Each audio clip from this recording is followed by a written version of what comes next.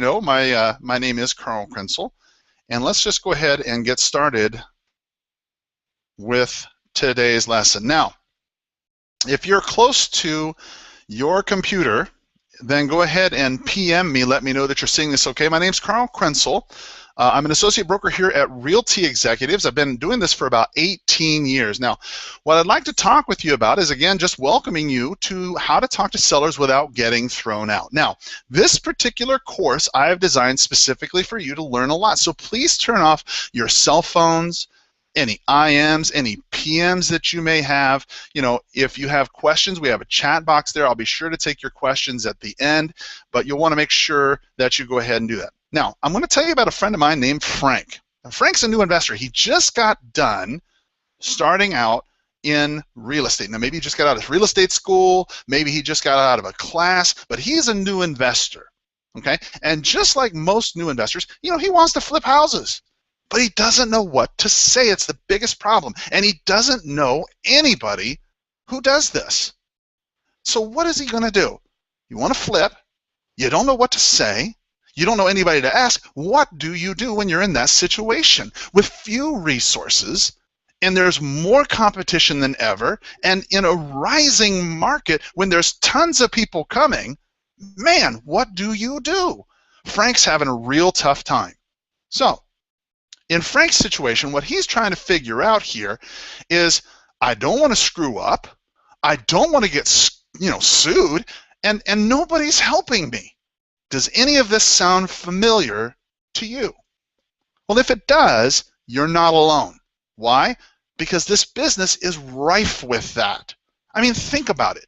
He soon learns the difference between a technique and a skill. So what is a technique? What's a skill? What's the difference? If you're brand new and you've never had this explained to you, then please allow me a minute to explain it to you. A technique, put very simply, is a way of carrying out a particular task. That's it. Just one task, one time. A technique. For example, sending out a yellow letter. That's a great technique. Now, a skill, on the other hand, is the ability to do something well. It's some expertise in it. That's a skill. So you can do multiple things multiple times because you're an expert. That is a skill. So to be successful in real estate, the key to success is controlling those conversations. If he's looking to make a lot of money in real estate, he has got to learn how to control those conversations. Now, which conversations are those? That just naturally begs that question. Well, you got sellers, you got buyers, you got escrow, affiliates such as title and escrow and attorneys. They all have a place and they all have something to say. So you got to be able to control those conversations. But the trick is nobody's telling him how to do it. Well, the good news is the Red Pill sales system is specifically designed to help you control those sales situations. And I'm going to show you about that in just a minute. Now, the trick is, as Mike Ferry used to tell me, when you know what to say, well, then it's very clear. The fear goes away. That's it. That's the key to this. When you know what to say, the fear goes away. So let me tell you about the Red Pill sales system. I want you to think about it a lot like a links in a chain. If you've got links in a chain, gears, things like that, in a bicycle chain, motorcycle chain, each link is part of an overall system to get the bike moving. So for example, the Red Pill sales system, we have expired listings, we have canceled listings, we have bandit signs, we got for sale by owners, for rent by owners. All of these different systems play into your business. Each link forms an individual system. You can't treat a for sale by owner the same way you treat an expired. You can't treat a for rent by owner the same way you treat a bandit sign. Each link is an individual system. So let's talk about sellers and the seller system, because that's what we're here for. We're here to talk about sellers and sellers only. So when we're talking about sellers, let's talk about step number one. Step number one, very simple. You got to generate leads. You got to bring leads through the door so you have people to talk to. So you want to select your target. Maybe it's for sale by owners. Maybe it's expireds, maybe it's for rent by owners, whoever it is, they're now business. People gotta sell now. That's who you want. And it all revolves around your attitude, your approach, and your expectations. What are the things that you're expecting to happen? For example, what are your attitudes towards your client, towards your customer, towards your transaction? What is your approach? What way are you going to try and get to these people? And what's your expectations once you reach them? You have yours, the seller has theirs, and to be successful, you got to think of both. I mean, the truly successful real estate investors, real estate attorneys, all the people who are involved in this, think of that. So let's think of the seller for just a minute. We don't want to spend a ton of time, but I'd like to tell you about, let's just say, Sarah. Sarah is your typical for sale by owner, okay? She got her ad in the paper, she got a sign in the yard, maybe it's an estate sale, maybe it's a divorce, who knows? But for whatever reason, Sarah's got to sell her house. Now, Sarah being a good consumer and she needs to sell, well, she's going to have some questions, right? It's natural. Stop thinking that their questions are personal, that they hate you. So start thinking about it. What are the 3 most important things that she would want to know? If you're a home seller, what would you want to know? What 3 things would you want to know if you're a for sale by owner? What would you want to know? Well, if it was me, I'd want to know how much is it going to sell for, how long is it going to take, and more importantly, can you close? I mean, when things are on the line, when it counts, when it's important, I want to know those 3 things. How much is it going to sell for? How long is it going to take? And can you do it? Now, either you prospected her, you know, you called her up or whatever, or she called you. But either way you go, here you are with Sarah. She needs to sell her house, and she's got 3 questions, and now you're talking to her. So let's think about it. What is Sarah's mindset about you? Is it positive? Is it negative? Somewhere in the middle? What do you think she's thinking about you when she calls you? Now, is it positive, where she's thinking, oh, he's a great guy, or is it more of a negative type of thing where she's, oh, you're going to give me a lowball offer, maybe you're a scam artist? You know, we don't really know where she's coming from, but if you had to make a guess, if you're going to put money on it, what would you think? Chances are it's probably not too positive. So let's think about your mindset. How do you feel when you think about for sale by owners, particularly for sale by owners like Sarah? What's your mindset? Now, I don't know about you, but me, many times when I think about for sale by owners, well, I got a couple things going on. I tend to think, well, maybe they're cheap, maybe they're mean. How about stubborn? You know, those are some of the words that come to my mind whenever I think about for sale by owners. You know, sometimes it's just not a very positive environment. So how can you possibly make a great deal together when you're both coming into it negatively? And expireds are even worse when you think about it. Expired listings are homeowners who failed to sell. I mean, what are they thinking? Good Lord, they've had their home on the market for 6 months. It's not sold. Everybody's calling. Sellers go through, I believe, 5 stages of grief. It's a lot like a death, right? Denial. I can't believe my home isn't selling. Anger. What was wrong with that agent? They don't know what the hell they're talking about. Bargaining. Ugh, if we could just get that one offer. Depression. Ugh. Finally, acceptance before they realize they're not getting the money they'd hoped. It's just a stage of grief. You got to accept that. So expired listings. Some of the main questions they're going to ask you. Hey, where were you when the home was on the market? That's a fair question. We want to wait. We want to think it over, right? We want to relist with the same agent. These are all common objections that the people will give you. Now, ask yourself this question. How do you feel about, say, expired listings? Now, if you're an agent, let's say, if you're an agent, you may have some specific feelings about expireds. If you're a wholesaler and you've never dealt with them, maybe you don't. But expired listings, maybe you might be thinking, well, they want too much. You know, they're loyal to their agent. They'll never talk to me. Or maybe the worst, oh, they didn't sell for a reason. It was meant not to sell, right? As if God or fate has something to do with it, right? So Frank here has to come to this conclusion. If it begins in how I think about them, well, then I have to get the right mindset before I ever pick up the phone. I have to have a clear understanding of where they're coming from in relation to me. It's the blinding flash of the obvious. And that's where 10-minute skill comes in. You see, what I believe is this, that if every single seller over 18 years that I've talked to says that they want one thing and one thing only, and that's a buyer, well then the blinding flash of the obvious is I want to become a buyer. Be what they want. Why? Because that is what they want. Be the buyer. You have transactional funding. Think about it. You have millions of dollars at your disposal each and every day. You could go ahead and buy a house every day. So the conversations then are what you need to focus on. It's not the money. You got the money. It's not the people. They're out there. It's the conversations that you need to focus on.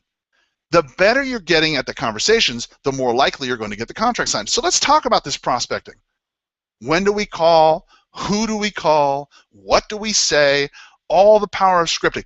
All these things are the keys to making a successful presentation and getting the appointment signed. Let's talk about that for just a minute. When we're talking about prospecting, you have to understand that telemarketing laws will vary from state to state. What times you can call, what times you can't call, etc. Expireds, for sale by owners, center of influence, past clients, those are the people that I prefer to call because it's now business. You want to adopt this buyer mindset. Why? You're the buyer. Be one. And follow our red pill scripts. Okay? These red pill scripts have been designed specifically for these conversations. Let's talk about that. Some of the best practices, some of the schedules, the intensity, the role play, the chanting, power time, ways to make money. Let's get into that, okay? If you got a pen, I want you to write this down. Some of the best practices, the top producing agents that I have met, the top producing wholesalers, all the people who are great at this business understand one thing. It starts with mutual respect. You are a party to this transaction just as much as anybody else, so be enthusiastic. Smile. Listen, your face is not going to break. I promise you. Okay? Of enthusiasm with a smile is going to go a lot farther than somebody with no sales skills, no enthusiasm, and no smile. Listen, if you got to have one or the other, it's better to have skills, but at least have enthusiasm. With your schedule, I appreciate that many people are working, but in this case, mornings are best. If you're going to call people, it's the best time. But if you're working a job, a regular job, well then Saturdays are the best day to do it. Set your appointments in advance. You know, I like to call on Saturday morning around, say, 8, 9, 10 in the morning, start calling, make appointments for all the next week. You know, it's a great feeling to go home Saturday at 5 knowing you've already set up 3 or 4 appointments for all week. That's a great feeling. You can go home and sleep well. You want to do it with intensity. Sellers love intensity. If they're motivated and they got to get going, they love intensity. Some will, some won't. So what? Someone's waiting for you. They're waiting for you. The question is, will you be man enough, will you be woman enough to pick up the phone, to do what it takes to contact them with intensity and tell them about your service? Role play. Role play is so crucial to being successful. You want to practice at least 3 times a week. I mean, listen, you tell your kid to practice a trombone that long, practice for 20 minutes at least. Make it realistic.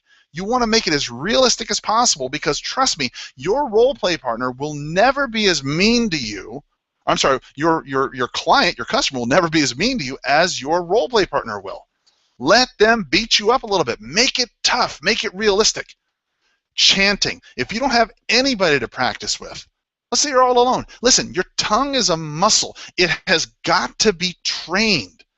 Ever wonder why you get tongue-tied when you're trying to figure out? It's because your brain can't work as fast as your tongue. Your tongue doesn't work as fast as your brain. So you want to repeat the scripts quickly to yourself. That helps you so you can go ahead and enable yourself to become a powerful closer, knowing the scripts, and act immediately. That's the key. You have to be able to act immediately because, after all, it's power time. It's your time. It's money time. When you're calling people, when you're calling them back, you got to get excited. This is the time you've decided to make some money because not every conversation is going to change your life.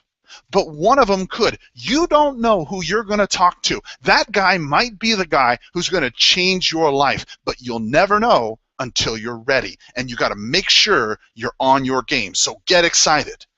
First step, very simple. Go to 10minuteskill.com. All the scripts that we're talking about, you can download them for free. Absolutely free. I want you to download them. I want you to control these conversations. Go on your computer, download them today. If you haven't already got a free copy of it, then go ahead and do that. Now, let's get into these conversations. Now, with the homeowner, okay? And again, that's all we're talking about. With a homeowner, with your for sale by owner scripts, there's a couple things you're trying to accomplish. First, you're trying to see if A, it's still available, B, are they willing to sell for cash, and C, do they have to close now? That's really what you're trying to figure out here, okay? In the for sale by owner scripts, that's the core. What happens if it doesn't sell? If their motivation isn't big enough, well, you don't want to have anything to do with it. On the expired scripts, okay, it's a different beast altogether. Now we're talking about their motivation. We got to get their motivation started up again. We got to fire it up. We got to get them ready because they still many times want to sell. We have to ask them, do you still want to sell? And if so, what does it need to look like so you can go ahead and make that dream happen? You got to reinvigorate their dream, remotivate them on your center of influence. Man, this is such an important topic. People don't talk about it and people never call. If you're tired of calling people, if you're tired of this rat race, call your center of influence. They want to help you. They're going to give you some business and they're going to tell you exactly who you need to know. Now, you'll want to stay towards the end. I have a bonus section here for you, so don't jet out early. The specific person approach. The specific person approach is used when you don't really have a buyer, you're going door to door, you're trying to figure out, and you need something to say. This is used so you can go ahead and find a client out of a mass group of people. The whole purpose of the specific person approach is just to simply say, you're buying in the neighborhood. Do you know anybody who's looking to sell? Very, very simple. So when you're prospecting, you want to stand up, stand straight, use a headset, use the scripts, smile. Because remember, the purpose of prospecting is to do one thing and one thing only, and that is to set an appointment. It's not to buy the house. It's not to handle objections. It's to set an appointment. So what is a prospect? What is a lead? Well, listen, a prospect is somebody who says, you know what, I got an interest in selling my house. That's all it is. A lead is somebody who's going to sign a contract in 7 days or less. So you want to focus on leads. And in the Red Pill sales system, we are going to focus for a second on this lead follow-up. And in lead follow-up, there's two kinds. You have before you have an appointment, and then you got after you've had an appointment. The intensity of which are different. On the beginning, you want to be one level of intensity. In the end, you want to have another. So on before, your intensity should be like, you know what? Let's get together. I want to get moving. Let's go, let's go, let's go, let's go, let's go. I mean, yeah, obviously, I've overdone it a little bit. But afterwards, hey, I'm ready to get started. Are you? Let's get started. The intensity there, right? So let's think about some rules for follow-up. Well, you want to call them in half the time they tell you to. That's number one, okay? Keep your hottest leads with you at all times. You want to use a 3x5 card. Why use a 3x5 card? Because it's super cheap, it's super easy. Write down their address, write down their name, write down their contact info, where the lead came from, any notes that you might have. You want to share all of that so they can go ahead and make those decisions. Now, when you think about it, how many deals have you lost because you were too aggressive? I mean, almost never, right? It's almost always the other way around because we weren't aggressive enough. You never, ever know when a prospect's going to be ready. So you want to call your prospects all the time. When? All the time.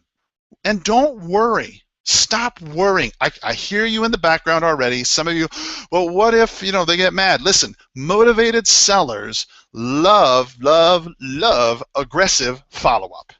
People who don't love aggressive follow-up are not motivated sellers.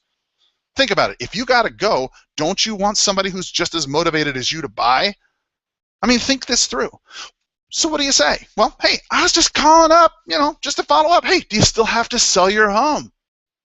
Can we get the process started this week? I'm ready. Let's go. Let's go. Let's go. Money and time don't wait. Let's go, right? Call them at least 3 times a day until you reach them. Now, it doesn't mean you call them incessantly once you've reached them. It means that you call them at least 3 times a day until you reach them. Why? Because they're busy. They're not waiting on you to call. You've got to catch up with them. How much should you call or follow up? Well, there's some people who say a week. Some people say 10 days. Some people say until they die, buy or die, right? My thought, it's very simple. Listen, expireds generally are going to relist within 3 days.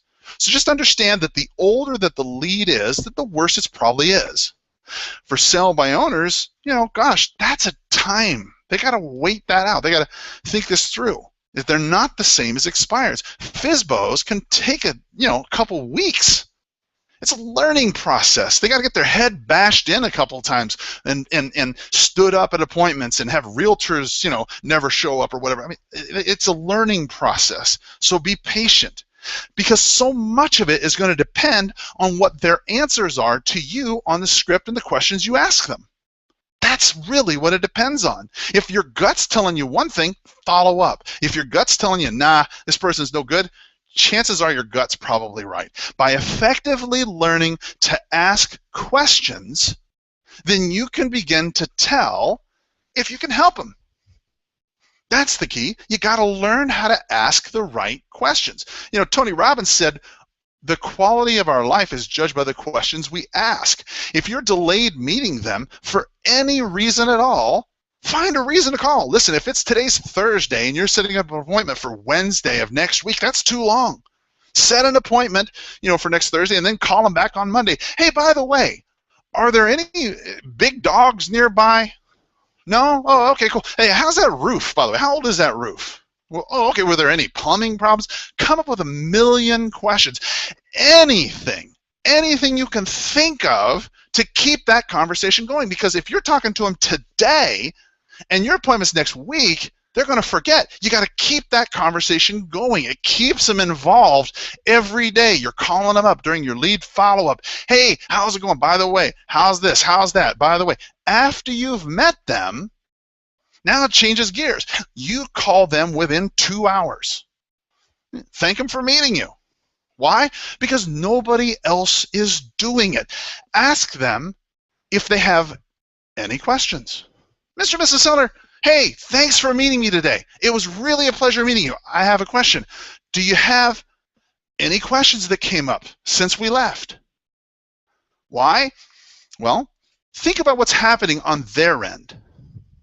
Do you suppose Mr. and Mrs. Seller are sitting down like the thinker?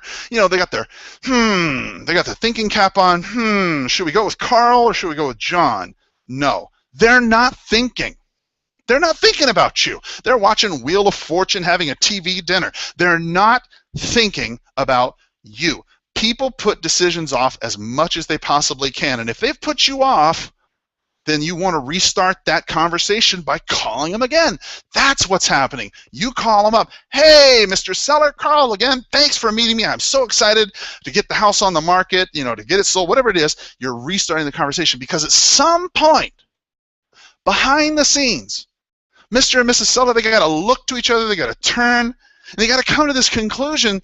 You know what? That Carl, just got to tell you, I was thinking about it. He sure seems nice. They don't have to like you, but they do have to think that you're somewhat nice. If you're going to work with somebody, and that's what this is a business relationship, they got to have some kind of feeling where they kind of like you a little bit. So Frank here, he's understanding I got to come in with the mindset of the seller. I got to come in with a buyer mindset. I'm going to use the scripts. I'm going to set my appointment. Yes, I'm ready to go. He's raring, right? All good so far.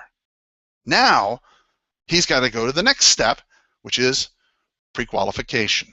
Because remember, he's not done anything at this point. He simply called him up, went through the scripts, set an appointment. Once you've generated the lead, you followed it up, you set an appointment, you're the buyer. Before you go, make sure you pre-qualify every lead 100% of the time. Why? Well, because pre-qualification is a series of questions that's designed to determine their motivation. It is so crucially important for you as a practitioner to understand their motivation. Just like a pilot before takeoff, a doctor before a procedure, an attorney before a case, every single professional just ensures the customer is someone that they can serve before they spend a lot of time. So think about it. The advantages of pre-qualification, well, it identifies the good leads from the bad leads, because you get a lot of leads. Some are good, some are bad, and not all money is good money. Some money's toxic. What is toxic money? Well, it's bad deals, bad people, bad situations. I mean, think about it. This is a lot like a marriage. If it starts off bad, it's not going to get better. Through effective pre-qualification, you get to do the following. Okay? You get to do or should I say point number 1, if you will, you get to go ahead and maximize your time. You get to maximize it. Think about it. If you're going and you're pre-qualifying, you set an appointment, you find out the property's listed. You decide, you know what, I don't want to go on it. You save yourself some time. You identify objections. You get to close quicker. You get to help the customer more effectively because you know what they need. But the reasons why most people that I've found in my two-on-one coaching or my one-on-one coaching, the reasons why they don't pre-qualify, whenever I've asked them, hey, why didn't you pre-qualify that appointment before you went on it? Well, usually it's because if we pre-qualify them properly, well, then your prospect may not qualify. And if they don't qualify, well, then you have to do it all over again. And we don't want that. I mean, that's no fun. Who wants to do all that? So many times we would rather go on an appointment that's just not qualified than ask the questions that we are just not comfortable with. And that's the truth. Many times we would rather waste our time than put ourselves in an uncomfortable situation. So the answer then is to learn an effective pre-qualification script so you can save yourself the time and not think about the questions. An effective pre-qualification script would have the following questions on them. Okay? For example, if I was to, be writing up my own pre-qualification script, I would want to know things like, well, gosh, where are they going? How much do they owe? I'm going to want to know that. When do they need to be wherever it is that they're going? We want to do all of that so we make sure we spend the right time. We want to make sure, what's the least they'll take? Where'd they get their price? I kind of want to know that because it's helpful for me to educate them. And there's just a ton more things that I need to know so I don't waste my time. And if you don't know how, this is what I learned, if you don't know how to ask the questions, well, guess what? You're not going to ask them. That's just the bottom line. It's not anything bad. It's just human nature. And if you won't ask the questions, well, guess what? You're never going to know the answers. You're never going to know what's going to happen if it doesn't sell. You don't know how much they owe. You don't know what happens if they move. You don't know anything. And if you don't know, well, what happens? Well, then you waste a lot of time. And time's not something that you and I have a ton of. And if you waste enough time, well, then guess what? You're out of the business. You're out of the business. When 8 out of 10 realtors fail in the first 5 years, 9 fail out of 10 in the first 5 years, how do you suppose your odds are as an untrained, unskilled wholesaler are? Are you starting to get the picture? Is it starting to make a little sense? That's why it is so crucially important that you work from a script, work from a system that you know. So let's take some action. Let's get a little break here. We've been talking for a while. Let's talk some action now, right? Here's an action step for you. What I want you to do is print out our pre-qualification script. You got a copy of that yesterday, I believe. The system probably emailed you an entire copy of all of our scripts. Write their name on top, write down their answers to the script, and put it in the file. Whenever you're talking to the person, you set an appointment, you're pre-qualifying them, write down those answers in the questions, put it in the file, because later you're going to use it. Okay? That's your homework. Understand, when they're telling you later on, well, we'll just rent it out, we just whip back to your page. Well, Mr. Seller, you know what? You said that you needed to be in Tuscaloosa, Alabama in 60 days. Now, let me ask you a question. If you rent it out, how's that going to help you? So let's talk about how to use this pre-qualification script. You want to try and transfer into it directly after making the appointment. You make the appointment with a for sale by owner. Hey, Mr. Seller, see you Tuesday at 4. I'd like to see you. Before I come out on Tuesday, there's a couple questions I'd like to ask. Is that okay? It's a great segue, one right into the other. One conversation from the FSBO conversation flies into the next conversation. It allows for a natural, easy transfer. That is the pre-qualification conversation. See how this is working? So let's suppose that you go through the entire pre-qualification script, and now you decide, you know what, it's time for me to go on the appointment or time for me not to go on the appointment. It's time for you to make that choice, right? We've all been there. You know, you're looking at it, you're trying to decide. Now, either you're going to go to it or you're not. We sit there for 25, 30 minutes sometimes, hemming and hawing over a piece of paper. Ooh, I don't know if I should go to this one or not. Oh, I don't know. Maybe I should, maybe I shouldn't. What should I do? And we go and we waste more time. Look, either you're going to or you're not. If you're not going to go, hey, no harm, no foul. It's okay. Cancel right then, right there. You need the words? No problem. Mr. Seller, after listening to some of the answers you had to say, I'm afraid it looks like I may not be able to help you. Unfortunately, I'm going to need to cancel our appointment. So, hey, have a great day. Think about the power you have when you can cancel appointments at will with sellers. No, that's okay. You're not good enough for me. I mean, if you decide to go, well, that's another matter altogether. Now it's time to work on the next link in the chain. Anybody have an idea what that might be? That's right. It is, in fact, the presentation. Now, negotiations. When we're talking about negotiations, what I mean here is pricing. The context is your A to B contract. That's really what it's all about. So you got to do your due diligence. You got to pre-qualify a little bit. You're not just some guy just putting it up on the market. Gee whiz, let me just get, no.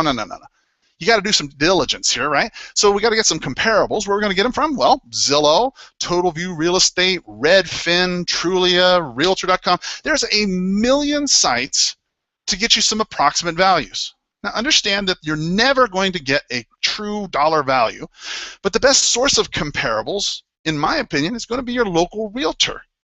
Now it's true, I am a broker and I'm biased, it's true, but honestly, you and I think we would both agree that the MLS provides sold dates, terms, like if it's cash or if it's a loan, any concessions that the seller might have made, like if they paid towards the closing costs, if they paid towards a termite, if they paid towards repairs. You know, it's going to give you the most up-to-date information for now. Why? Well, because comparables from the MLS are generally very specific about their data points. They have to be so appraisers can make value judgments so they can make them for the banks so the bank can go ahead and make the loan. So they have to have some kind of place that's a great source for that. So how to add a realtor to your team? How do we get a good realtor? Well, there's a lot of people who say, well, go talk to a newbie. Some people say go do this. Some people go say do that. I'm going to give you a great way to talk to scripts. It's called the Basic Realtor Intro, otherwise known as the Agent Icebreaker. You can find it in the Red Pill Sales System Scripts book version 5.0. In this, I've ran this past dozens of brokers across the United States. They all agree this is the easiest way to do it. Listen, all you're trying to do is convey a couple things. First, that you're a buyer looking to buy. You come across people all the time that you can't help. You need somebody to refer them to. You don't want to get any money out of it. You just want to give them a lead, get them good service, and then from time to time, hey, would you mind giving me some ideas on pricing in a subdivision? Very simple. What to look for? Well, let's talk about comparables for a minute. I mean, it's a nebulous topic we all like to think about. We all talk about the comparables like we know what they are, but what are they? Well, usually they're like property that's sold within the last 6 months. That's what appraisers go by. Sold within 1 mile, like property, single family residence to single family residence, 3 bedrooms, that sort of thing, usually within 10% of the square footage. Now, active properties on MLS will give you an indication of where things might be, okay? But it's an illusion. It's fantasy land. They don't know what the home's going to sell for. They're just stabbing in the dark. They think they know what it's worth, but it is not the value. Pending properties, on the other hand, give you an indication of where things are now. This is telling you what people are actually paying right now. That's what you need to know. What are people paying for properties like mine right now? Pending will tell you that. Now, properties that are pending do not have a sold price on them, okay, because they're not recorded yet. But generally, not always, generally, they're within 5% of the sales price. Most of the time, the sales price is usually within 5% of the list price. And that'll give you a really good idea of what a typical ARV may be. I want to say with a may. Okay, it's not a guarantee, but it may be in that pending range. Now, when you're thinking about values, understand that that is what you use in a rapidly increasing market. If the market is flying, if the market's increasing, you want to use the pendings. Why? Because it tells you what's going on now. They're going to sell and become tomorrow's solds, which will be your comparables that you can use. Sold properties tell you where things were. Now that's what's provable. That's what the bank wants to know. Okay?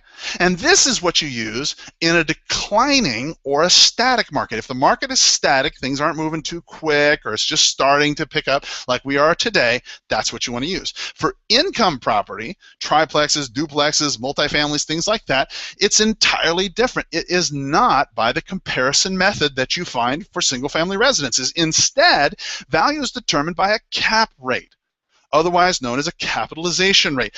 Capitalization rate, put quite simply, is just how quickly are they going to get their money back. I mean, that's a nice way to think about it. It's in terms of a percentage, in terms of a rate. How much interest or how much return are they getting? Capitalization rate is determined by the annual net operating income divided by cost. So figure out what it's, what this place is netting per month, per door. Multiply that times 12, divided by cost. That's how much you get. You get a 0.12, 0.15, whatever that number is. That rate is the key to determining value on income property. So for example, the higher the number is, let's say 0.16, which is 16%, the better. It's better than, say, 0.10, which would be 10%. So let's talk about appraisals. Sometimes homeowners will throw in appraisals and say, well, gosh, I got an appraisal. I know what my home's worth. Au contraire, a John Doe appraisal is a type of pre-sale appraisal to determine approximate value. It's only good for the one day that it's issued, and it's just a suppose we had a buyer kind of thing. They don't have a real buyer, it's just a guess. Refinance appraisals, on the other hand, are notoriously high, especially in the past. Why? Well, they give out 125% loans, to give more money in the loan of a home. You don't see that too much anymore. Sometimes you'll hear an appraisal or guy say, well, I have a tax appraiser. The tax appraiser says it's worth X. Listen, it's not for the purpose of sale. It's not even to determine the value. All it is to determine the taxable value. That's all it is. Then you got your sale appraisals. Now, under certain specific circumstances, like FHA, they have their own rules. Conventional, they have their own rules. VA, they have their own standards. Each appraisal for a sale has their own standards, and all varying standards, depend on where you're getting them from. So, appraisals aren't necessarily a set-in-stone thing. So now that you understand that value is an approximation, you have to appreciate that you will never have a complete lock on the price. You could tear the house down brick by brick, put it back together, and still not have something that the seller would agree with. So now we have to move into the presentation system. The presentation system is how we convey this idea to the seller. Now, remember, they're never going to agree with you on price. Just never going to happen. So you've got to find a way to make sure you get the most chances. How you do that? Well, you pre-qualify 100% of your people, You prepare your comparables before you go out. You prepare a pre-contract package, and you call the client prior to an appointment before you go out to make sure that they're still there, right? Those are the things you want to do. You want to say your affirmations along the way. I'm going to make this property. I'm going to sell it. I'm going to price it right. It's going to sell. You want to be early, right? You want to show up, be present, follow the script, be excited.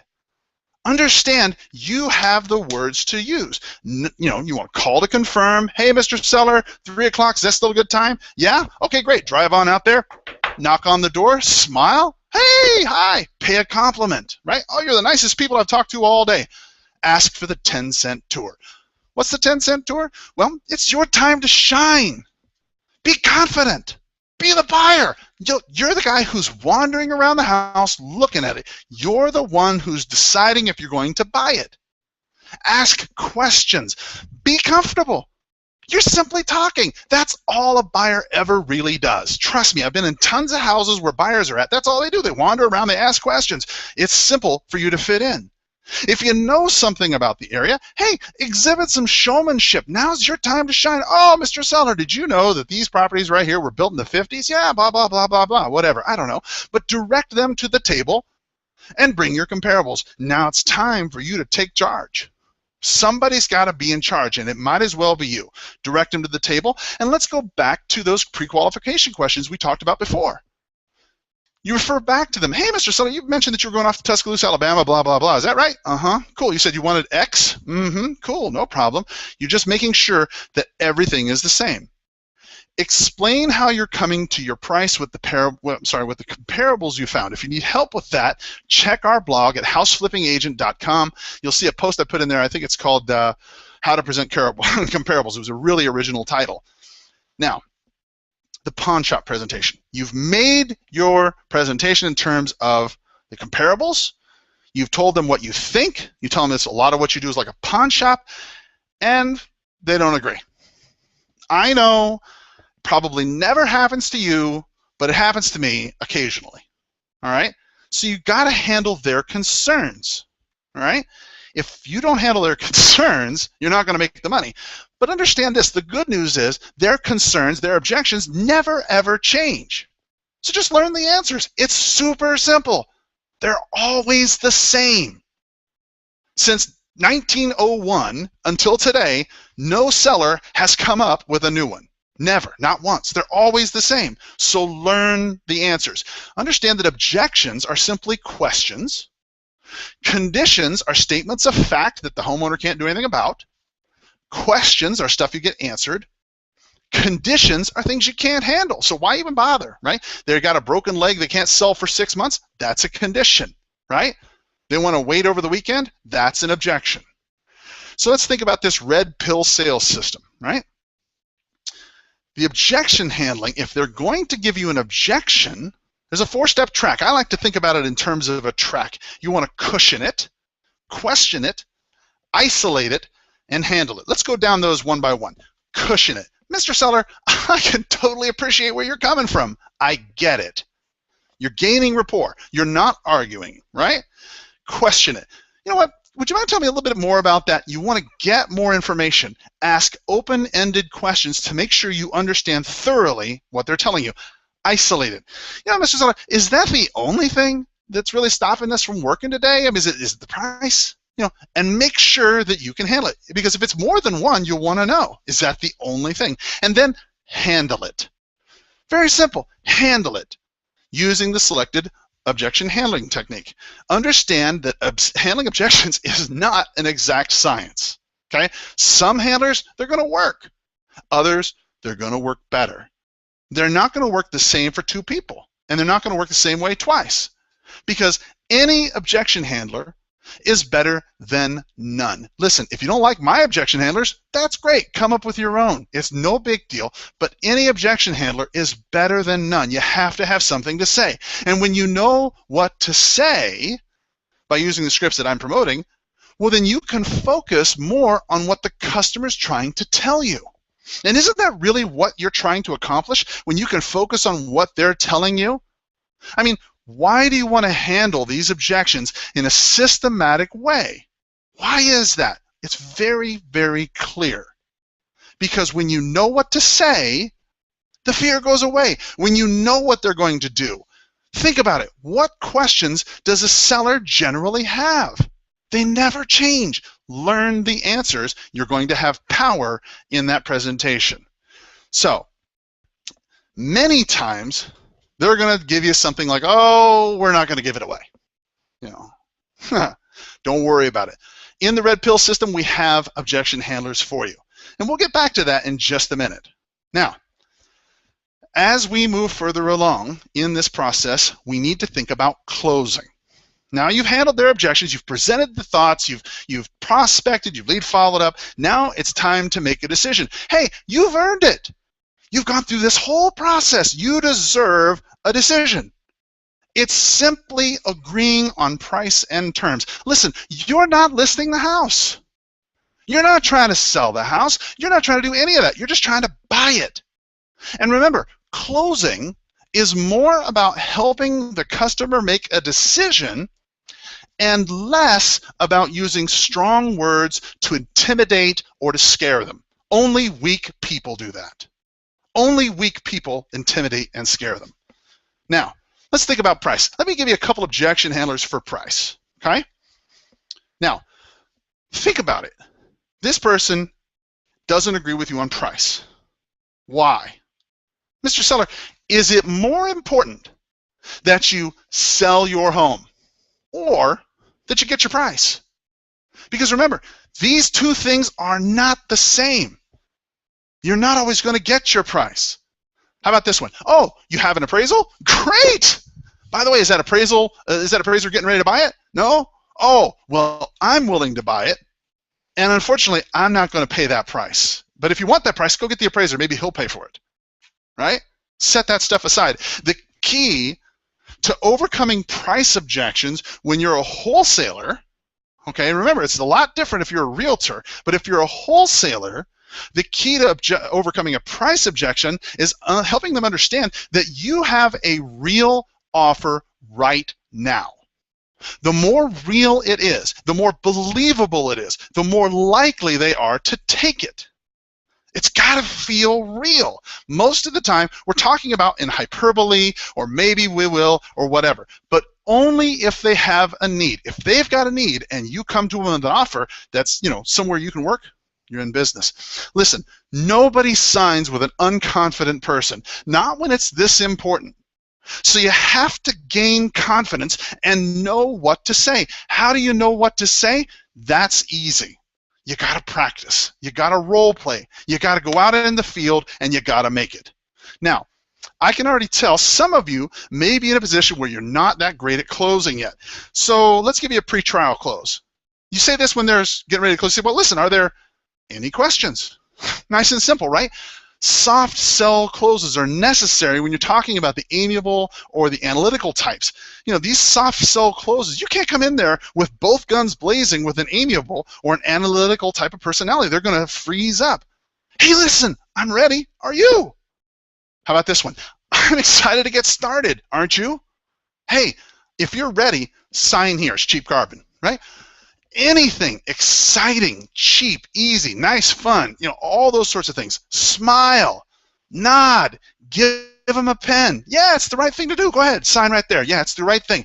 Don't be afraid to do it. You have got to ask for the order. Now, in the Red Pill sales system, as I promised you, I told you I would give you a bonus section. Let's talk about customer retention. Now, the reason why is because you don't always want to do this your whole life. Now, I don't know about you. Wholesaling's fun. But I want to go down and I want to go scuba diving in the Cayman Islands again, and I can't do that. So you got to make sure you keep good records of your transactions. And here's why. When you're able to keep the seller's name, the buyer's name, any available addresses, all the contact info you can find, emails, phone numbers, Facebook, you name it, from both parties, you're going to rapidly grow your center of influence in your past clients. You want to classify all your past clients, your center of influence, into a file system or customer retention manager. You want to go ahead and get that tied down so you can get access to these people. When you start talking about your centers of influence, you want to classify them into 3 categories. In the first category, your A, you want to call those people, you're the people who know, like, and trust you. You know, they see you on the street, hey, Bob, how you doing? Oh, hey, Frank, what's going on? You know, whatever it is. They know, like, and trust you. Well, then you got Group B. Now, Group B, on the other hand, is a little bit different. Group B, they know you, they like you, but they don't necessarily know you well enough to trust you. You know, so for example, that might be, I don't know, somebody, you know, your barber, person who does your nails. You know, people people who know you. You know, Facebook group. You know, people who know you kind of through things, right? But they don't necessarily like you. They don't necessarily trust you. They're like acquaintances. You want to classify all the people you know into those groups, and then with the D category, those are the people who do not like you, who do not trust you, you know, and who don't know you. Maybe you don't like them. Throw them away. You're never going to call them again. They're just going to be a mindset block to you. Throw them away. Call all of your clients at least 4 times a year. Once a quarter, you want to give them a call and mail something of value to them once a quarter. What's something of value? Well, think about it. As a real estate professional, whether you're a realtor or an investor, you know about market stats. That's something that people want to know all the time. They love, love, love knowing about the market. And when you contact them, make sure you use our Center of Influence script. You see, our Center of Influence script is specifically designed to look for and produce these leads. Now, when we're talking about this past client Center of Influence script, we start talking out, you know, like Mike Ferry told me this. He said, you want to start off with this concept, this is a business call. Get it out of the way, and then get into the personal things. See if they know anybody who's looking to buy or sell now, within 7 days. You don't want somebody who's looking to do something 2 weeks from now. You want to call them frequently, as they will give you business. They want to help you. You just have to ask. That's the key. You have to ask. Because think about it. In your centers of influence and all the people you know, your mom, your dad, your sister, your brother, your cousin, your boss, if you aren't calling them, who is? The answer is very simple. It's agents like me. Agents like me are calling them up, so you need to. So what does all of this mean? This last hour we've spent together. Guys, you've been very, very appreciative. I really appreciate it. And here's what it all means, okay? If you stay with me here, I got another bonus for you here. If you want the skills to succeed, all right, and then that's really what it is. If the answer is yes, and you want the skills it's going to take to succeed, and you're brand new, then I have great news for you. And it's only if you're brand new. Now, it's still good news, but the solution is very clear. If you're new and you don't have a clue about what to say, well, I'd like to offer you business coaching. Now, this is a lot different than something you may have heard before. Let me tell you why. For only the people who are on this call, for only the 46 people or so who have registered, okay, I'm going to offer you this one special offer. I'm not going to offer it to anybody else except for you people. 4 45-minute personal one-on-one coaching contacts with me, access to me via PM or email, skills training in those 5 areas, weekly homework, and access to the 10-minute skill mastermind group. Now, in that mastermind group, what you're going to find is a group of other people who are just like you trying to build their dreams. So what I want you to do is I want you to go ahead and sign up today. It's $200, and it's only for a 1-month commitment. What you're going to get is you're going to get the Flipping MLS Houses course for free. I sell that $99 every day. You're going to get that for free because I want you to know about it. You're going to get access to the 10-minute skill mastermind group. You're going to go ahead and, most of all, get this done with you installation. For 4 weeks, I'm going to sit down with you. We're going to talk about all the things it takes for you to be successful to control these conversations. Why? Very easy. I want you to be successful so you can join one-on-one. And here's what you're going to learn. You're going to learn versatility. You're going to learn how to prospect, lead follow-up. You're going to pre-qualify, present, handle objections, and close. These are the requirements for everybody who's going to go into a one-on-one coaching program with us from now on. You have to go through this program first because you need to know the basics. Listen, without the basics in this business, Why are you even trying? It's harder than hell. Listen, Daniel has said it the best. The scripts alone are worth their weight in gold. Steven says, listen, I'm able to frame the conversation after my coaching call and make it happen. This one's scheduled to close with my end buyer at the end of the week. Let me ask you, how much do you make on a typical closing?